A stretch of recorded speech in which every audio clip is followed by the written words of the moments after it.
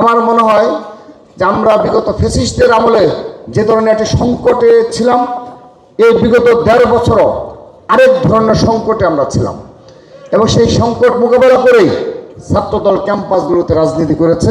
শহীদ আবু সাঈদের পিতার আমরা শহীদ ওয়াসিমের বোন এবং শহীদ মুগ্ধর পিতা সহ আমরা পুরো রুটম্যাপ করেছি। জুলাই আগস্ট গণঅভ্যুত্থানের যে রুটম্যাপটা কীভাবে হয়েছে, আন্দোলন সংগঠিত হয়েছে, একদম নিরপেক্ষভাবে আমাদের ছাত্রদলের দৃষ্টিকোণ থেকে না, একদম সাধারণ শিক্ষার্থীদের দৃষ্টিকোণ থেকে আমরা এই রুটম্যাপটা করেছি এবং এটি ছাত্রদলের পেজে এমনভাবে ম্যাগাজিনে লিপিবদ্ধ করে রাখলো ছাত্রদল, যেন যারা বলে আমরা নাকি কেউ নাকি জুলাই আগস্ট গণঅভ্যুত্থানকে নাকি ধারণ করি না, যেভাবে 5 আগস্টের পর বলা হয়েছিল যে ছাত্রদলের নাকি 0% কন্ট্রিবিউশন, তো যখন 142 জন ছাত্রদলের শহীদ ছাত্রদলের নেতাকর্মী নাম তালিকা প্রকাশ করা হলো, তারপর থেকে তারা এইসব শব্দ আর চয়ন করে না।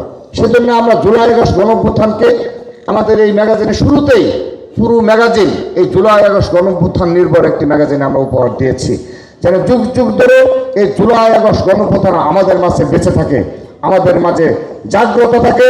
আমরা এই জুলাই আগস্টের গণঅভ্যুত্থানকে বুকে ধারণ করে ছাত্রদল আগামী ছাত্র রাজনীতি করে যাবে ইনশাআল্লাহ।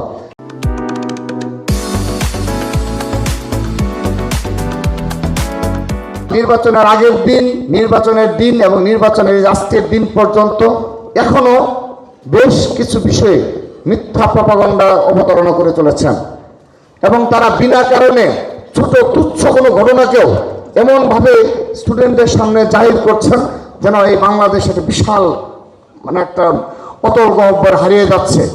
আপনারা তো বলেছিলেন যে ধর্মভিত্তিক রাজনীতি এমনভাবে সাধারণ জনগণের সামনে উপস্থাপন করেছেন যে বিএনপি যদি ক্ষমতায় আসে মনে হয় যে কোনো কারণে ইসলাম ধর্মের ক্ষতি হবে, কিন্তু আমরা কি দেখতে পেলাম, এই বিএনপি ক্ষমতায় আসার পরের দিন থেকে আলেম সমাজ সবার আগে অ্যাপ্রিসিয়েট করেছে এবং তারা অত্যন্ত উচ্ছ্বসিত এবং তারা মন খুলে প্রাণ খুলে দোয়া করছে যেন জনাব তারেক রহমানের নেতৃত্বে একটি নতুন ধারার বাংলাদেশ বিনির্মাণে তাদের যে বলিষ্ঠ ভূমিকা ছিল তা অব্যাহত থাকে। কিন্তু এই 5টি ছাত্র সংসদ নির্বাচনে যারা জয়ী হয়েছে তাদের তো প্রধান কাজ কি?